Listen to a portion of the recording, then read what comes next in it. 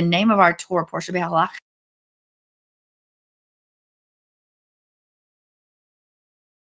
Good morning, everyone. This is John Craig, and I am your second day of the week host for Let Us Reason Together, and that's what you're watching right now. I appreciate you joining me today, and for those that you are in the archives, welcome to you as well. Here we go. So today is June 17th, 2019. It is the 14th day of the third month of Sivan in the Hebrew year 5779. We are living in historical times, and it continues to unfold before us. There's no greater time to live in than now. It is the time that the prophets looked and looked longingly at the time and envious of those like us that live during these times. So think about that. It is an exciting time to be living. Well, this show is based off of Isaiah 118. Come now, let us reason together, says Yahweh. Though your sins are as scarlet, they will be as white as snow. Though they are red like crimson, they will be like wool. So this is where we sit down, reason out our current events, cultural shifts, and of course, this week's Torah portion. We can either push back or push through. Nevertheless, if iron does not sharpen iron, sparks will never fly, let alone ever get a fire going. And without a little heat and a good midrash, how will our hearts ever get soft and moldable enough to be transformed in the way that the Spirit, the Ruach HaKodesh, wants us to be, and maybe have a little fun along the way? And joining me this morning right now is Miss Sandi Craig. Good morning, Sandi. Good morning. I'm not supposed to be on the show yet. But you are on the show. Did you want me to hide for a while? I can go back and hide some more. Nope, I want you right there. Because I can just go right over there like I usually hide right there behind the camera. I know. That's why when I'm looking over the top of the camera here. And then everybody looks up your nose. Have you ever thought of that? I can give them a good bird's eye view John. Right now. No bird's eye view right now. I've been given wisdom by my wife. Don't do it. Don't do it. So, nevertheless, what is today? Well, did you know that today is Air Conditioned Acknowledgement Day? Air Conditioned Acknowledgement Day. It's also Old Bachelor Day. Are you an old bachelor? I'm not an old bachelor. Are you an old man? I'm not an old man. What is old? I think old is relative. Is relative. So I have relatives that are old. The video's blurry, by the way. I'm not sure what to do about that. That's what Deb says. Hey, Joe. Hey, Deb. Joe, is it blurry for you too? I think that has to do with some other technical issues that are beyond our control. I think it has to do with the service at our house. Oh, it is a little blurry here too. Yeah, it always tends to be. No, that's really blurry. It is. I don't know why. No, Joe says it looks fine for her. Okay. All right. Sorry about that, folks. Yeah, bear with us on it. But at least you got the audio. Hopefully that's the best thing that's going on here. There's a reason for the blur. It's to hide the other stuff going on right here. What stuff would that be? I don't know. Maybe it's the sleep in my eyes or something. Joe says you're goofy just like her husband when you're tired. Oh, no. That's a good thing then, isn't it? Joe's husband, you need to get together. We'll just sit back and laugh. Get together on lack of sleep. See, there's two parts of lack of sleep. You can get goofy or grumpy. Just saying. Maybe it depends on your audience if you're goofy or grumpy. Maybe so. Okay. All right. So we talked about Old Bachelor Day. How about Suddenly Repaid Debt Day? And that would be a blessing, wouldn't it? What? A suddenly repaid debt. I like supernatural miracle debt cancellation. Yeah, suddenly. That's what I want. Suddenlies and Yah does it, and I want that. Supernatural suddenlies. I like that. How about this? The day when you can and should. The day. I think if you're talking to Miss Sandi Craig, don't put off for tomorrow what you can do today. That should be your motto as well. Your motto is, I will put off tomorrow everything I possibly can. And 3 weeks too. All right. So moving right along. true. Too much confirmation here. All right. Ah. Hey, by the way, if you're in the chat room, it's good to have you all in there. And by the way, if you like the show, give us a thumbs up. Somewhere along the way, we like those thumbs ups. That way we can get the analytics moving on our behalf. Okay. All right. So how about this? Global Garbage Man Day. Global. Did you know that you can be a global garbage man? You can be local or you can be global. Or maybe it just means globally we'll celebrate garbage men. Oh, Those who pick up our refuse, so we don't have to take it to the dump ground, wherever that might be, ourselves. that's right. Or burn it in our backyards. And start a fire. Yeah, we don't want to do that.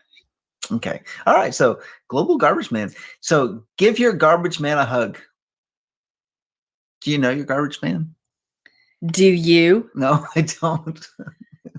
I just know they come Tuesdays and Fridays. That's all I know. That's praise y'all for that. How about this? National Apple Strudel Day. Yum. How about National Eat Your Vegetable Day? Mm-hmm. Yeah. I like that better. And I read an article over at Natural News about eating 10 servings of fruits and vegetables a day. What's that? What's that, Luke? All right. Okay, folks, I want to tell you what he does. I'll say, John, you need to eat these vegetables. And he'll push them aside. He won't do it, whatever. And he'll have one piece of lettuce or one green bean. And he'll say, that's my serving for the whole week.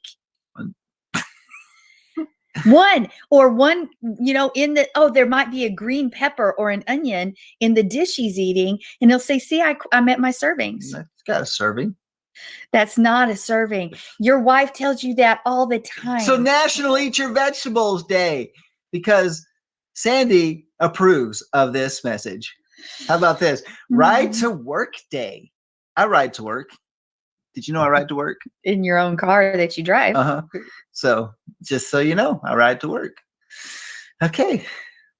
All right. How about Stewart's Root Beer Day? Do you like root beer? How about Stewart's Root Beer? If I'm not a soft drink person, I'm a water person. But if I have to have a soft drink, which is very bad for you, it messes with your bones and everything else, then it probably would be root beer. Yeah. I don't like root beer. But I do like those A&W root beer candies, but I don't eat hard candies. Ugh. Yeah, they were really good. Remember, we went to that restaurant in Denver that one time, and they had the A&W root beer candies. Those were good. All right, just moving right along. A little plug. How about this? World Day to Combat Desertification and Drought. World Day to Combat Desertification and Drought. I've got the answer to that. Stop sin. Yeah, that's a good reason right there. How about stop spraying those chemicals in the sky? Well, maybe that would have to do with taking care of what Yah's given us charge over, and that would sort of fall into that line as well. Like follow the Torah.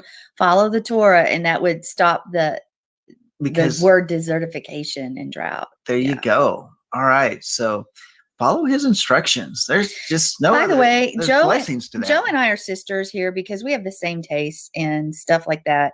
She agrees with me. Root beer, candy things sound disgusting. Oh my goodness. Okay. All right. Each to his own. You can have your opinion. And Whatever. I have mine. Whatever. How about this? Take your pet to work week. Please. For 5 days starting Monday of the third full week in June. Dogs can go with you every day.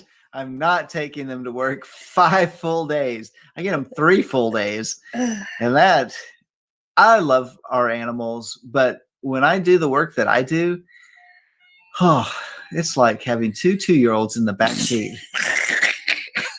But they love it. They do. And all they do is sit there. They do. I had to put them in harnesses because if they see a cat or a dog or something like that, they like jump up. They're all over the front seats. Their claws clawed up my dash. I mean, I'm telling you, they're crazy. No, they're dogs. That's what they are. How about Amateur Radio Week? That's what we're doing. Is that what because we don't get paid. All right. How about this? National Forgiveness Week. National Forgiveness Week. So if you haven't been walking in forgiveness, it's a good week to start. I don't think it's a week thing. It's a daily thing. It's a daily thing. Minute by minute thing. And do it every day as the need arises. How about National Grasslands Week? National Nursing Assistance Week. That's a big job. They should be honored for that. How about this? National Play Catch Week. Will you play catch with me? Our granddaughter plays catch. At least she tries. She's young, very young, but she's working at it. She's 16 months now. I know, she's working at it. How about National Roller Coaster Week? Do you like that? You like roller coasters. National Roller Coaster Week. How about this? So next time you go on a roller coaster or you're actually at an amusement park, you say, don't just say roller coaster. You go, I'm going to go on the roller coaster. How about Honor America Days? It's Honor America Day. Observe annually for 21 days starting June 14th. Honor America Days. You know what? We're in the midst of that. We need to see some people have a little bit more something for the country they live in instead of the disdain. If you have disdain for a country, go move to another country. You know who has the most disdain for a country? Liberals. I agree. Leftists. Go move to another country. Go make your own country somewhere else. You call me leftists? Yeah. YouTube, you heard me. Okay. Moving right along. I'm just expressing. Are you sure you wanted me on the show? I think I should go back over there in the corner. I'm just having expressions today. No, I don't think you want my commentary. Is this expression day? No. How about National Dairy Month? Hey, did you hear about that story where that IDF soldier got punished because he put dairy with his meat in the same refrigerator? He did. And he did. It happened. It's truly happened. It happened this last week. He, I don't know if he got thrown in the brig or if he lost his privileges for the weekend or something like that. But he put his cheese and his meat or something like that. Maybe his milk and his meat. But they put him in the same refrigerator. And so I don't think the Torah says do not put them in the same fridge. He got sanctioned. I think they forgot to read the Torah about Abraham serving those guests. He gave him curds and milk type products and their meat. And with the calf, but he did not cook the calf in the mother's milk. He just served them at the same time. There you go. Let's follow what Father Abraham did. Let's follow the Torah. Let's follow the Torah. Okay, how about this? Oh, wait a minute. I'm not done yet. National Fruit and Vegetable Month.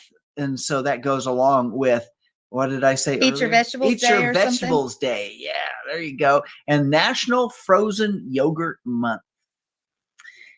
And Sandi, I have to tell you this, likes pistachio yogurt. I do. From Orange Leaf.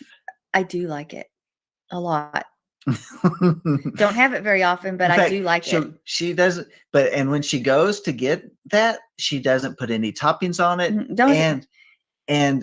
And she doesn't. She's been just getting that alone. Well, not mixing it with the other flavors. You get yours all separated, and then you put all ooey gooey toppings all over, and I like it pure. So we had a little special dessert yesterday, and I got some. And you got pistachio only. It's like plain and dry, like getting a cheeseburger, plain and dry. No, plain and dry. Nothing like that. That's what you got. And then I got my little thing. It's a little carton. You have a 3-way divider. And in one, I put coffee yogurt. And in the other one, I put cheesecake. And on the other one, I put coconut. I think you should just have them touch and mix them together. Then I put on top of it Heath Bar crumbles. And then a little bit of coconut sprinklings and a little bit of caramel topping syrup on top. All that. Ugh. Oh, ugh. So good. Well, you ate your pistachio only yogurt. So there you go. How about daily quotes for Monday, June 17th? Daily quotes for Monday. Positive quote of the day. All the world is full of suffering. It is also full of overcoming. Yep. Who would say that? None other than Helen Keller. I think she's got a right to say that. What an amazing woman, considering all that she had to walk through. How about this funny quote of the day? This is your cue to laugh. No, after I say it, Oh. I found there was only one way to look thin. Hang out with fat people. Mm-mm. That's Rodney Dangerfield. Not laughing at that. You're not laughing. Mm-mm. You know what? That probably goes on the lines of, that's discrimination. You shouldn't say that. That's hate speech. Oh, please, really? Okay, love quote of the day. You have to do it with, Okay, say it after I say the quote. only if it's good. When we find someone whose weirdness is compatible with ours, we join up with them and fall into mutually satisfying weirdness and call it love. True love.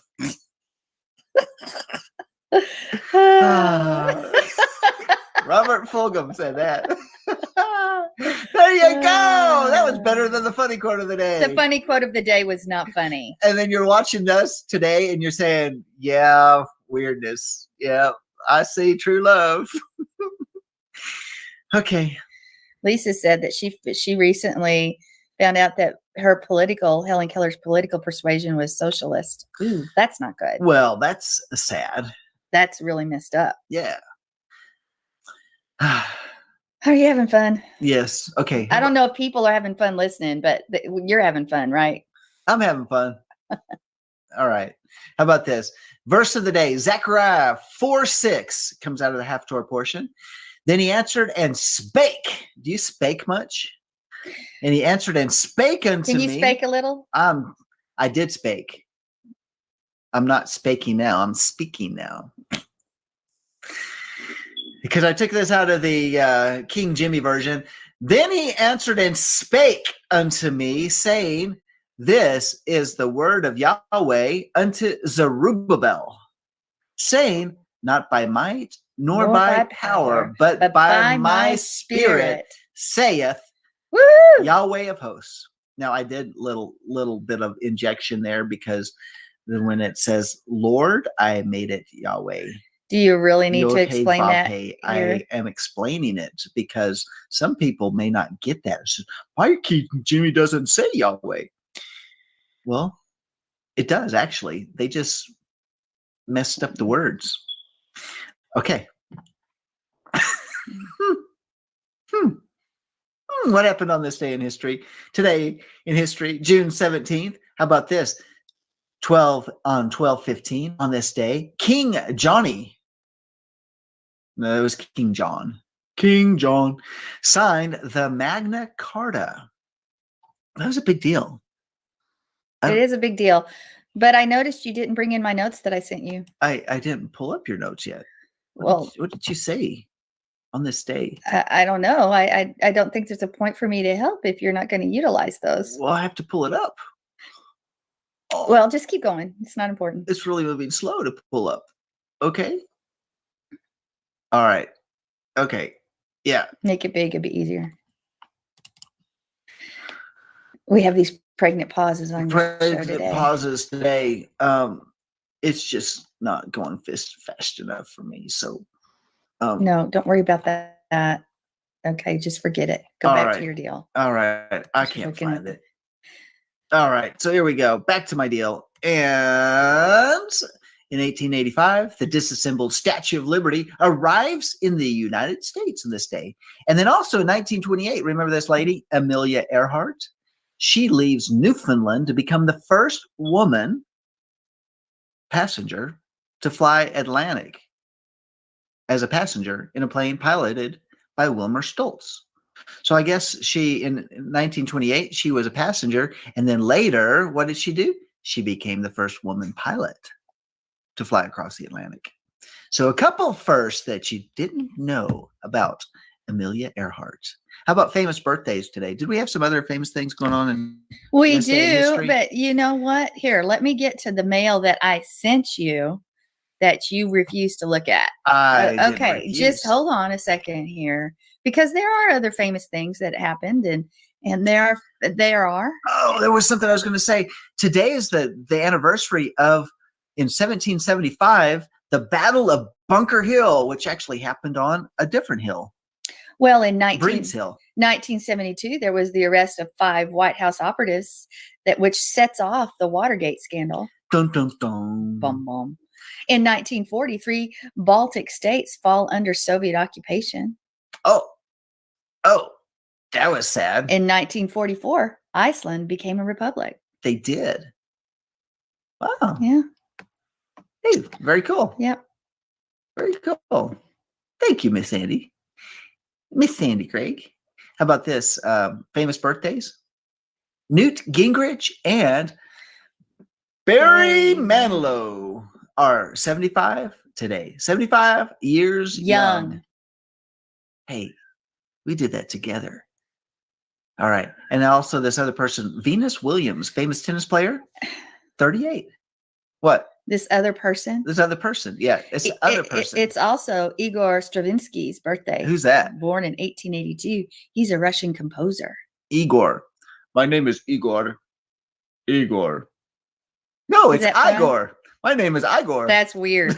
That is really weird. I think that was on Young Frankenstein. There's some sad things Mel Brooks show. There's some sad things that happened today. This day in history. Too. What's sad? Well, people died. Yeah. Oh. Yeah. Oh. This day in history. People did die on this day in history. Yeah, remember that guy Rodney King from the that police brutality situation over in Los Angeles caused some riots and all that sort of stuff? Yeah. He passed away in 2012. I didn't know that. Yeah. That is sad. All right. So, hey, let's move to the lighter side of things. Hey, why am I? Don't worry about it. Stick to that. Let's focus. Let's focus. All right. So, all right, we're watching. Okay. All right, we're watching. How about on the lighter side of things, some things that jumpstart our brain? We've been talking about phobias for the last couple of weeks. We do phobias last week? I thought we skipped them. We did do phobias last week. I wasn't listening to you. Well, what else is new? That is not true. That is not true. It's the reverse. Exactly. Truth on the air. How about this? We talked about. Did we talk about euphobia? If I didn't listen to you last week, I have no idea. The fear of hearing good news. We did. I think we did talk about that. How about we talked about the fear of long words. And did we talk about hobophobia? The alarm of being next to immigrants or beggars. You know, that is alarming. How about koinonophobia? The funny fear of rooms. That's weird. Like, oh no, I'm going to go to the living room. That's funny fear. Okay. How about leprophobia? Panic of catching leprosy. Do you ever have a panic of catching leprosy? I don't know. You should if you gossip. That goes along with this week's Torah portion, doesn't it? Oh. Look at Miriam. I don't want that. Okay. How about linonophobia? Strange phobia of string. Why would someone be afraid of a string? That is so weird. Oh my goodness, there's a string. Help me. Run away. Okay. How about this? Logophobia. What would that be? Fear of words. By the way, people are in a consensus that you need a nap today. I would love to have a nap today. But you can't have one. No. How about this? Lutrophobia. The phobia of otters. Okay. How many people in their daily walk just come across an otter? Oh, it's an otter. It's an otter. Okay. How about melophobia? A fear of music. That doesn't make sense whatsoever. It's like, turn it off. I'm panicking. Turn it off. Isn't that crazy? I guess it's a real thing. How about this?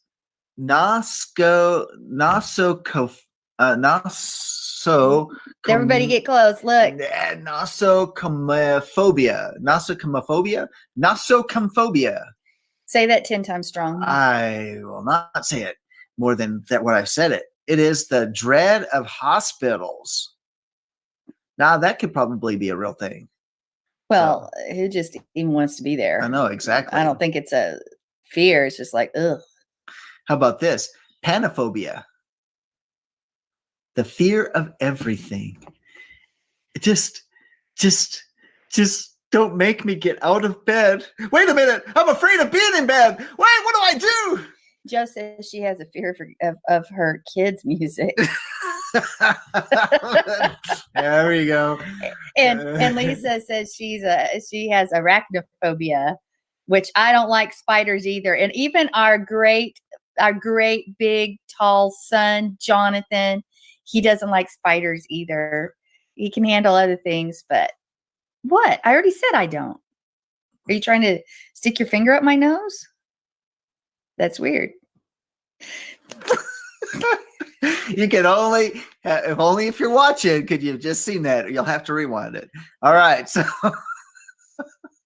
and how about this? One last one, just so that you know, there is always a phobia for a phobia, and that is phobophobia.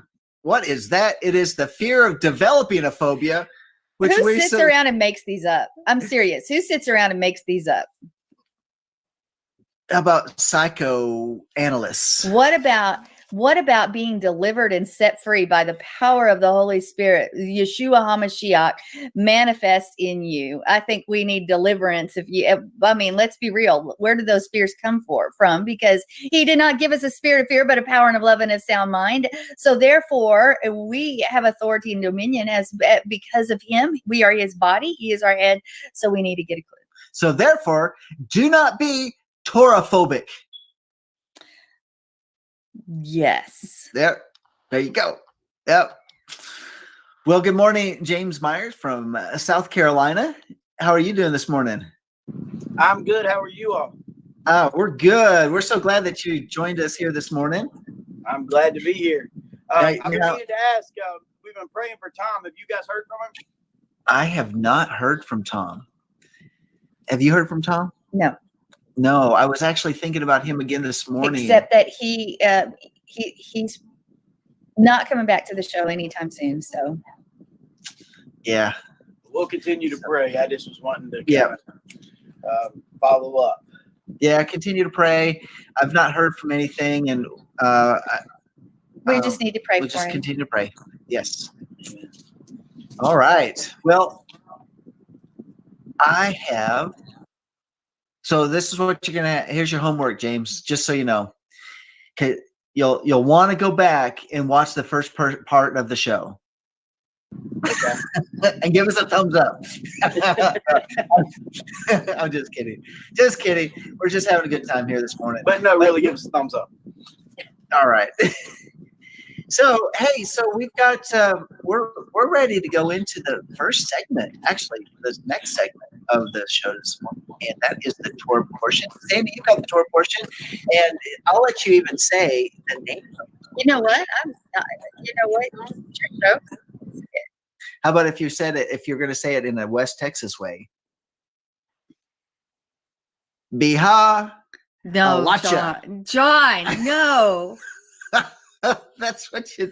If you gave that to the man on the street, that's what, you need to get it right. There we go. All right. Sorry. Is it my time yet? It's your time. Or do you want to talk some more? I'm always willing to fill in. Because you left me 10 minutes. Oh, you could have more than that. No. Go for it. No, every segment needs its time. I'm a time person. Our Yes. current events may be shorter today. No, they won't. You talk long. All right. So let's go to, we're going to start with chapter 8 of Numbers, and we're going to look at it. It says, Adonai said to Moshe, tell Aharon, when you set up the lamps, the 7 lamps are to cast their light forward in front of the menorah.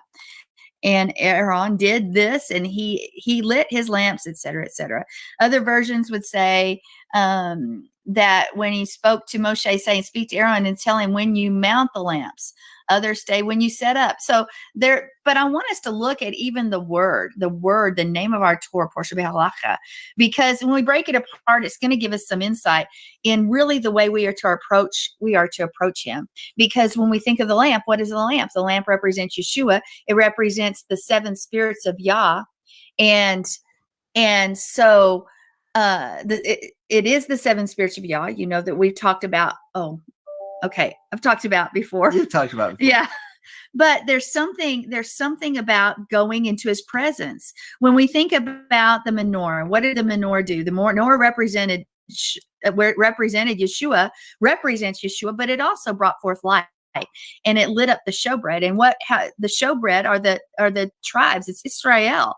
And we need to think about that the menorah is Yeshua and the showbread is the 12 tribes of Israel. And what we're about to see is that it's not just about simply lighting the menorah. It's really supposed to be about the way we approach our King. Now, many have heard me before. The biggest problem that we have as a people is that we lack the reverence, the yirah, the fear of Yah when we approach him. How do we approach our King? Well, when you break the word down, it sort of gives us a clue. So that bait prefix really is talking about going in. And then you have the letter hey, which indicating the. So we've got both of those. Alacha, that's a suffix, and it shows something about possession and being possession in yours. But then you have that ALAH, which is related also to Olah. You just have a change in the vowel sounds. But it's talking about going up or ascending or being taken up. So remember that part. Remember, because this is all about the protocol. How do we approach the King? Do we approach him in any manner whatsoever? How do we come into his presence? Do we come into his presence with bitterness in our heart, unforgiveness? Do we just think it's okay just to approach the King however and however we want to? Well, according to this Torah portion, when you really look at the words and you break things apart, that's not the case, because we need to be careful how we go up. There's always a protocol to the King. If we were to approach the Queen of England, would there be a protocol that we needed to follow? Absolutely. If we were to approach the president, would there be a protocol? Yes, there would be. So when we look at it, it also is talking about more than once. When you look at the form of the word, it's not talking about going up one time. It's again and again and again. How do we approach? And if in the Olah, which I said the ALAH is related to the Olah, just different vowel portions, you can look at its meaning. Not only is it praise, but it's also a technical cause for allegation or accusation against someone. So how we approach our King can basically cause us to be in violation or receive something against us, or we can approach him correctly. Even Adam and Eve, when Mr. and Mrs. Adam, when they approached him, there was a certain protocol that they followed, which we can see further in the language. We don't have time to go into that. But we don't come into the presence of the King in an arbitrary fashion like we do. We need to have fear of Yah. We don't sit there and then invite him into our congregations and our assemblies, and people are worshiping or praying and we're carrying on our own conversations and doing our own thing. We don't come around and expect him to manifest his glory in our presence when we have our own agendas, when we, come and go as the words being spoken, when we have no reverence whatsoever. What we find, that would sort of be how those who receive the curse approach the King, and it literally affects them. He's not going to come where he's not welcome. But beyond that, it can also be against us, and it can affect our lives. So when the word Olah, whether it's connected to the Olah offering or how the priest goes up, it's showing that forward light. Were you going to say something? No. Okay. Just thinking. You're thinking? I do that once in a while. What are we covered with? Adam and Eve made leaves from the fig tree. That wasn't the covering they were supposed to have once they sinned. What are we supposed to be covered with? We're supposed to be covered with the blood, but the bride also makes herself ready. If we want to be in the presence of the King, we've got to make ourselves ready. And that doesn't just mean nonchalantly doing it whenever we want. No, we need to make sure we're right in our heart we need to make sure that we're not carrying everything with us. I always talk about, to get into his presence, you've got to go through the eye of the needle. The eye of the needle actually represents, it's not a needle that, people would think it's a needle that you thread, and it's not. The gate was called a needle. And in order for the camel to go through the gate of the needle, the needle itself, he had all of the baggage had to be removed. Everything had to be taken from his back, and he had to get on his knees. And then once all of the baggage, everything that he was carrying with him was removed, and he was on his knees, then he could go through the gate. He could go through the needle and approach and go into the presence. That's what we need to remember. We've got to let go of everything and approach him to go through the eye of the needle. This is about how we approach him. Do we approach him with complaining? Do we approach him with all our baggage with us, or do we let it go? We walk in forgiveness. We forgive our brother. It says when you come to the altar, if there's forgiveness that needs to happen, you better go do it.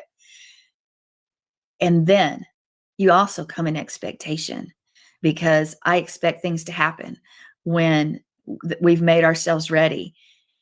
Every time we come into his presence, we should be changed, because the bride makes herself ready. So is how you approach the king going to be a blot on your life? Is it going to bring an allegation against you? Or is it going to be a praise? Is it going to be the proper approach to in the presence of the king? There's a lot more, but there's time issue. Yeah. Wow. That's really interesting. I was just thinking about a lot of different things, how people don't really respect the presence of Yah.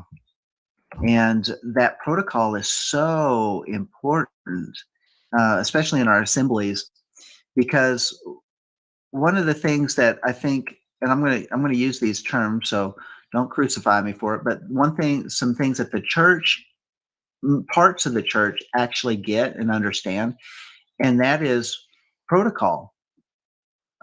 Because most people, the Hebrew roots, don't understand it either. During those churches that are out there, our brothers and sisters in Messiah, when they have worship, there are assemblies that are very, very powerful, where the presence of God actually does come and fill that place, because he's enthroned upon our praises. And because when they praise, then people respect that. There's not people running around and talking and stuff. And I understand there's times not during services, during time. No, I'm just saying that, certain functions of the body, you have to run to the restroom, but you're respectful if you have to leave the room and come back in. But even if you can hold it at the movie, you can hold it during and some people can't. I'm just saying that does happen. But on the other hand, is that there's a complete respect for that time, because it is all about giving the full focus of the entire congregation as one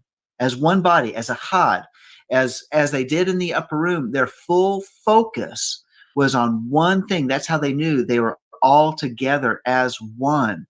And until the Hebrew roots people, Messianics, whatever you want to call it, in your Torah studies, if you want the presence of God to really come and saturate the place that you're in, you have to learn this protocol. And to me, what I've found in going to different Hebrew roots Messianic congregations, they have no idea how to approach the king. And we're not trying to be critical. No, we're being truthful. We're being truthful, honest. And we're trying to give constructive wisdom. I've never seen such lack of reverence in groups as I see in the Messianic Hebrew roots movement. They're just singing songs right now, so we can kind of do our own thing. No, you don't do that. It is ridiculous. It's sad. This is about our King. We're giving praise and honor to him. And it comes to a point of, and when the people are in a chad, we've seen this in our own congregation, when there's not that disruption going on, when the people are focused, guess what happens? There is something that happens in the presence. God comes into place that it can come to such reverence, where the silence is deafening, because he is there. You don't want to even make a sound, because his awesome sovereignty has come and filled the place. Or his majestic glory falls, and people are so overcome in the power of the Holy Spirit, and people are delivered and set free and healed just in the midst of worship. just in the midst of the word being brought forth, because his presence is so heavy. But what we see is just a form. People wanting to walk around and get information and give nothing back. They have no reverence for Yah.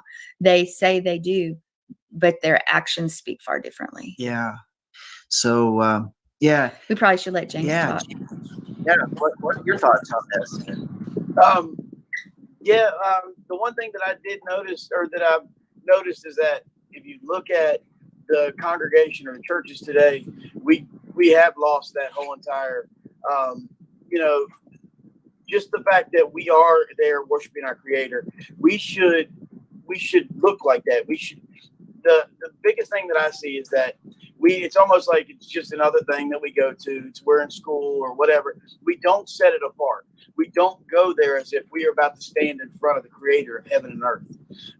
If we did, then we would act like it. But the thing is that today it's not, the fear of Yahweh is not taught. And there's so much that we're missing. Also, if they think that if the Old Testament's done away with, then guess what? There's no learning how to be a priest under the Levitical priesthood so that we can understand what it means to be a priest under the Melchizedekian priesthood. There's just so much that we're lacking. But, we are truly, it's time that we do get back on that path. Well, and I think, and here's where I think the church gets it better than we do when it comes to approaching the King. I'm not saying every place, but the congregations and the assemblies that we call church, in what I've seen in the places that we've assembled, for instance, those that have houses of prayer, Christ for the Nations, places that there's other places and assemblies, they get it. It's the Hebrew roots Messianic people that, I'm not saying every church gets it, but the church gets it far better than those of us that identify the way we do. Yeah. We have no clue. Every time people come into our congregation from other groups, and they basically sometimes hold their own service in the midst of ours anyway. But it's not just there. I've seen it everywhere I go. People have no respect for Yah in this movement. And it is, and I hate the word movement, but it's a community. It's community, and it's really sad. Well, and people come in, they go, "Oh, I haven't seen you in a while," so they start. No, the time to communicate. Don't fellowship, steal somebody's worship. Yeah, it's stealing from somebody else's worship, but that's dishonoring.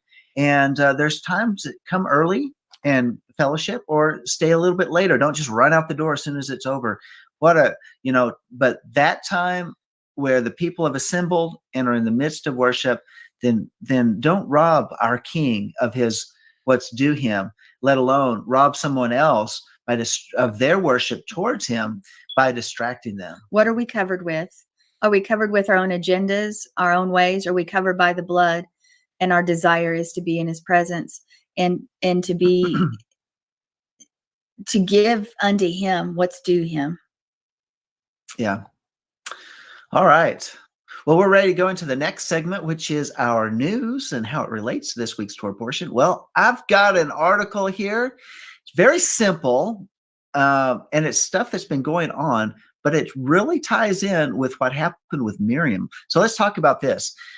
Miriam is also part of this week's Torah portion. So, and the article is, I got this one from zerohedge.com, and it's U.S. government's entire Russia DNC hacking narrative is based on a redacted draft of a CrowdStrike report. So let's break this down. First off, CrowdStrike is the company that was hired by the DNC, the Democratic National Convention, to go in and check their servers to find out how WikiLeaks got all the information that they got.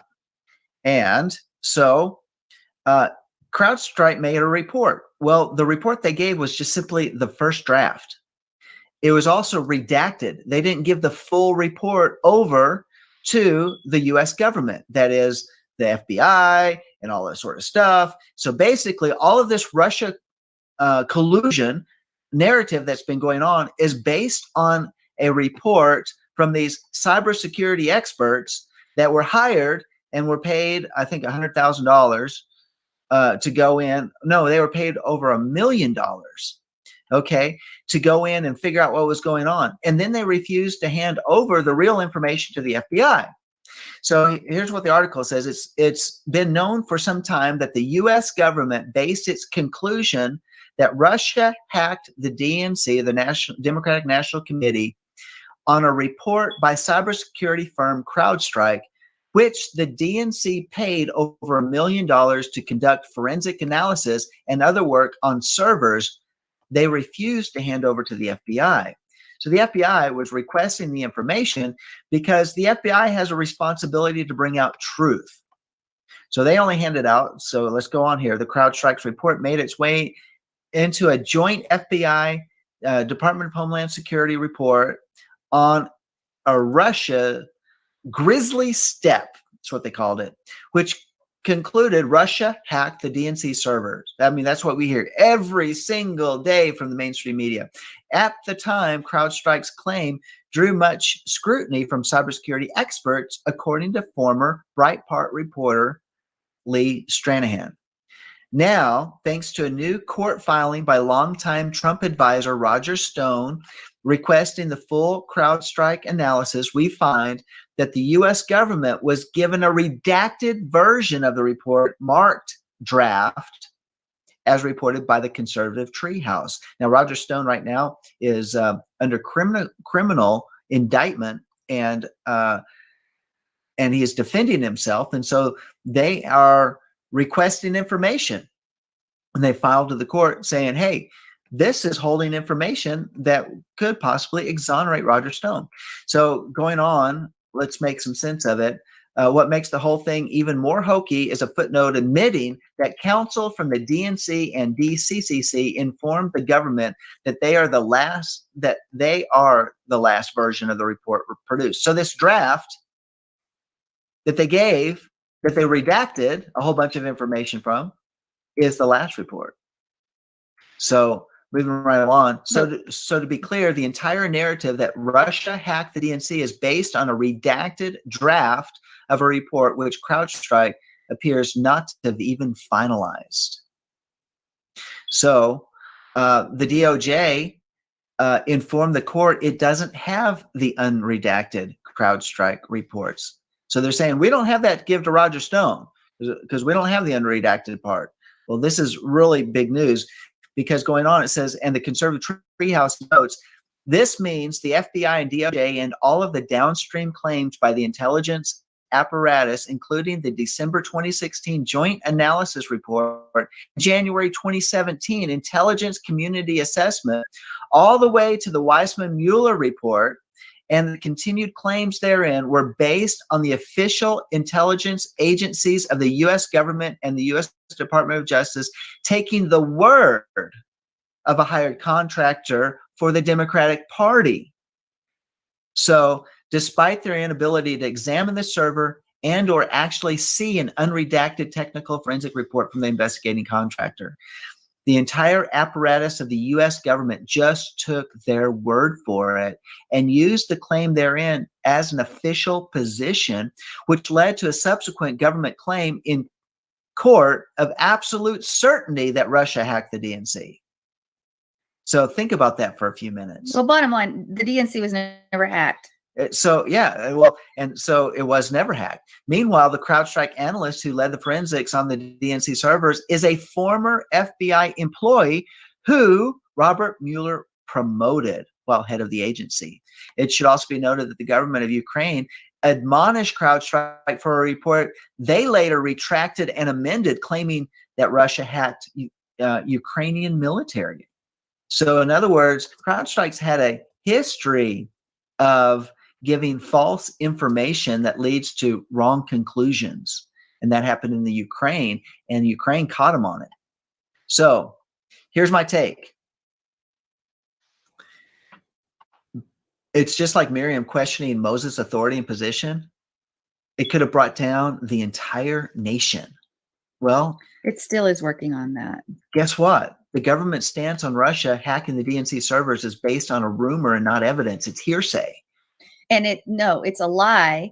And people spread the lie. Don't they do that now? Well, yeah. to And so, destroy reputations and people. And yes. So all of these, the result makes all the accusations against President Trump and associates based on hearsay. Why? To ruin their reputation. They didn't, well, we don't mean to ruin his reputation, but yeah, they after do. all, That's a lie. and then, but this CrowdStrike report are the legs of the entire platform of accusation. There's no proof provided.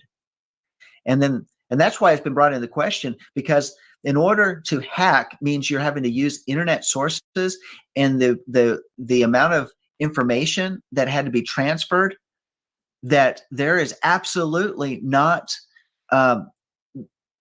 there's not enough time to be able to get that information. It could not be hacked. It had to be downloaded onto a thumb drive, which would have been a much faster process. This is what the technical experts are saying. So these false accusations were meant to bring down a duly elected president and his associates. I mean, these people that have been framed, I'm going to say framed, for obstruction of justice and in part of this Russian hack, so to speak, they've been bankrupted. Their whole life savings have been completely gone into their own defense. And in fact, We understand that. yeah. So false accusations could, when the truth is revealed, it could bring down the entire deep state apparatus. Well, this could actually bring, when they bring these things out, and that's what the Roger Stone defense is going to do. It's going to show this whole apparatus was based on a farce and hearsay, and yet the whole government based their whole defense on that, or their whole investigation based on that. The whole the Congress, the Senate, their investigations were based on a false narrative. And so there you go. There's some just different things that this report's come out to bring. And so I just want to talk about, James, what do you think about this information that's come out about this CrowdStrike not even giving the full information to the DOJ, but the DOJ still building a whole narrative based on an incomplete report? Yeah, I mean, just look at Benghazi and the different things that were going on. The DOJ is basically, it's just become an arm to whatever hack is in the president, whoever's in the Oval Office at that time. We look at, our government has become so corrupt that nothing surprises me anymore whatsoever. But the Bible warned us about this. Yahweh warned us that there were going to be leaders who were going to come together, and they were going to have one goal, and their goal was going to be to raise up Hasatan in the last days. And that's what's going on. And the thing is that we have been so deceived into believing a lie that, we've fallen into believing that we really matter when it comes to us voting. And that the fact that Trump is as a president right now is only by Yahweh's hand, because I do not believe that we voted him in. I believe that Yahweh made but at the end of the day, our government is so corrupted, but it's been like that. You can go back to the Library of Congress and read where George Washington was accused of being a part of the Illuminati. That's a real thing. And George Washington writes this guy back and says, no, not me, but John Adams and their Freemasons group have been infiltrated. It's been going on that long. So for us to be surprised today in 2019 that our government's corrupt, it's crazy. Yes. Yeah. A lot of times, how much do we go through life just thinking everything's going to be okay? And yet here we are as it's our responsibility to read reports like this, to actually go beyond, to do that additional research. But the important thing is that if there is a time that America be struck with leprosy, so to speak, wow, what a time that we're living in right now. Like what happened to Miriam. If a nation would want to come and destroy the reputation of a duly elected president, Sandy, what are your thoughts? Well, I think that evil is out there, and that it's the same tactic that was tried with Korach, with, even Miriam and Aaron when they approached Moses. You're trying to take the power and the authority, and ultimately we know that the enemy is the spirit in his kingdom, is what is moving the masses. And I would even say on both sides, but specifically those that would try to take us further and further and further away from Yah in this nation. And that includes the liberal side, as well as the deep state, all of that other. And of course they're everything they do is built on lies. Let's not be real. The media says lies, complete made up lies every day about those who try to do good and those who are good. And so do our government, so do even local things. But I am one who does believe that there is a good part of this nation that still, our voices still try to stand up for truth. And I do believe that Trump actually won more. I personally believe Trump won more votes than he actually got, because then there's actually even known, because I believe that the ballot boxes and all that stuff, I mean, there's fraud that happened in there. I do believe, especially the center, you look at the sides, the East and the West Coast, they're messed up. But you look in the middle of the nation and you have a people that do try to stand up for truth. And if you look at the map, it's the pockets in the cities that have been so infiltrated with liberal dogma and liberal people and socialism. Those are the areas and corruption. Those are the areas that try to skew the whole nation. Yeah. And that's why they want to get rid of the Electoral College, to make everything uneven. So folks, please, we need the Electoral College. That's what causes, like California wouldn't be able to decide, that California and New York wouldn't be able to decide who's in. But it's not a new tactic, just as James said. This has been going on always. It's just very loud and clear, because now there's so many that want evil to happen. They want destruction.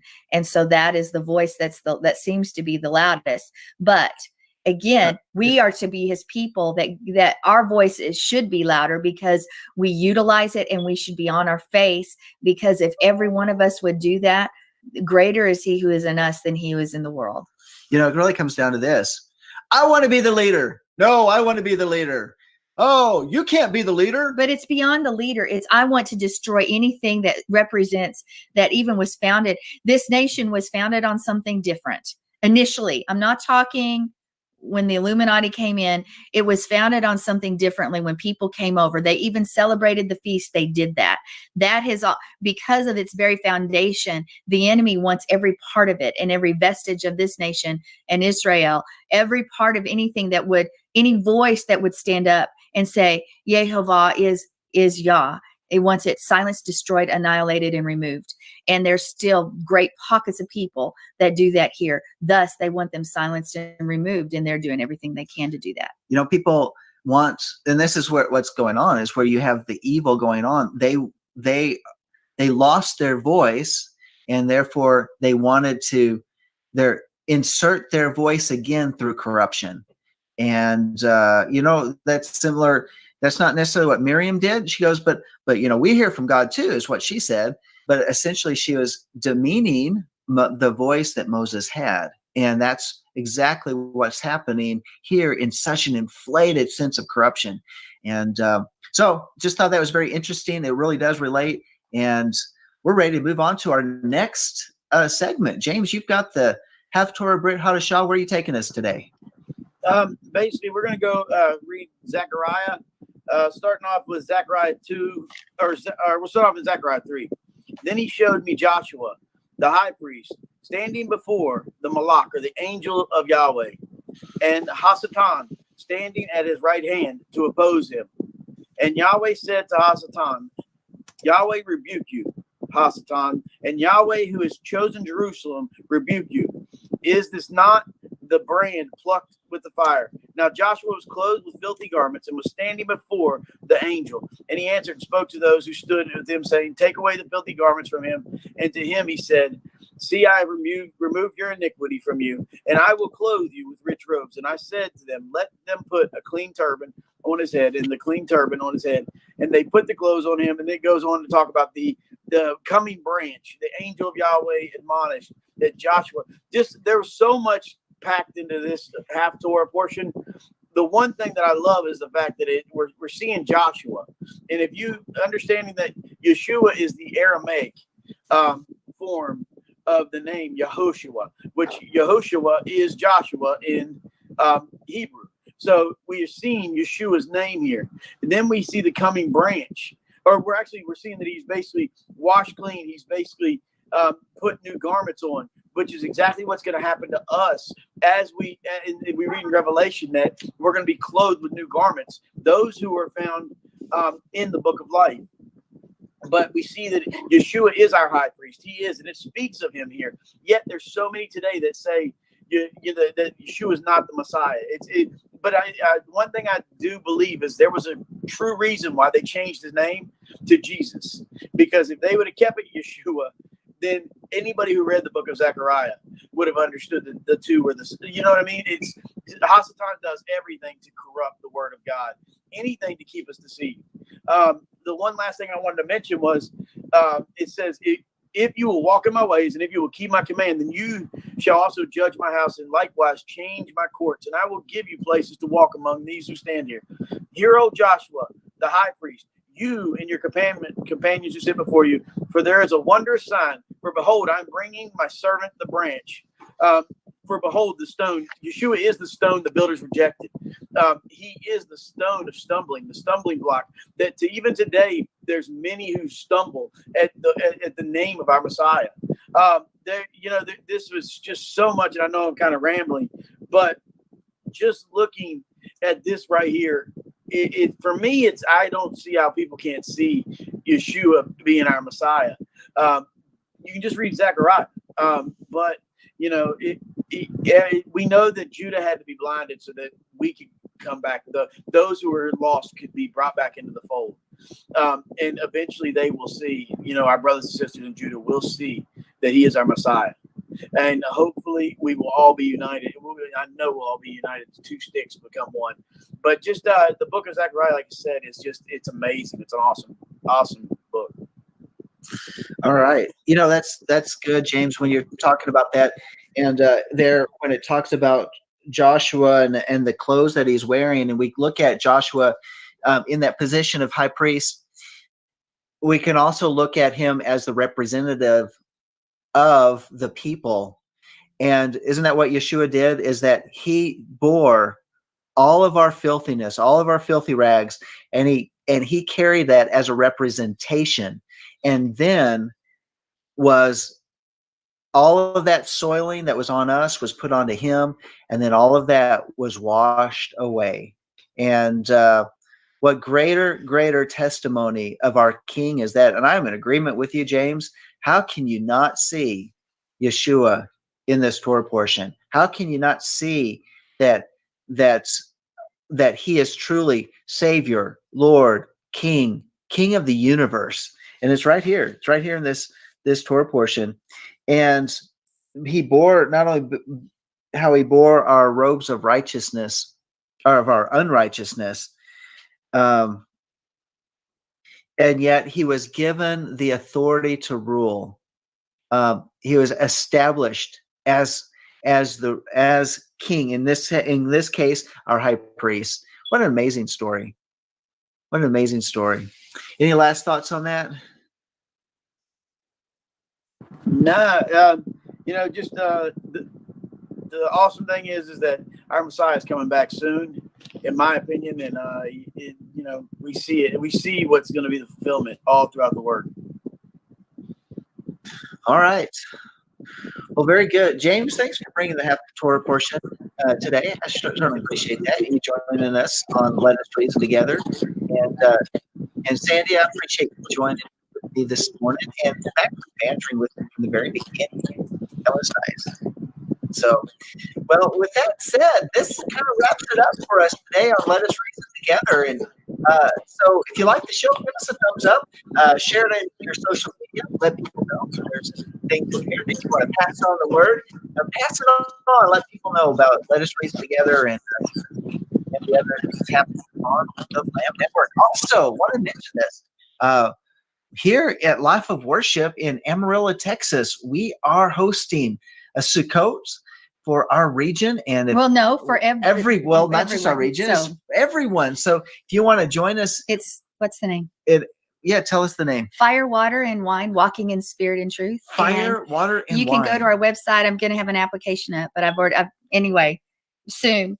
But if you are interested, we will be camping out at a beautiful Lake Paladuro and close to Spearman, Texas. And it is going to be a great time. And we would love to hear from you. If you're interested, drop us a line at Life of Worship, LOW at lifeofworshipamarillo.org. And we would love to hear from you. Also, join us tomorrow night for Walking in Spirit and Truth at 8:00 Central. Yeah.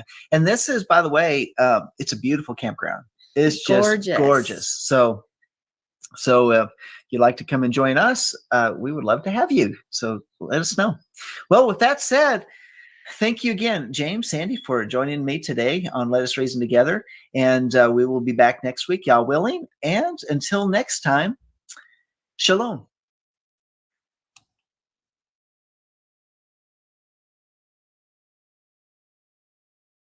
You're listening to Messianic Lamb Radio. These men are not new to our church. They've been here before. I'm going to ask you to help me welcome them back. Lieutenant Colonel Oliver North, 22 years in the Marines. Welcome back to World Outreach. You know, what you're doing here with the radio,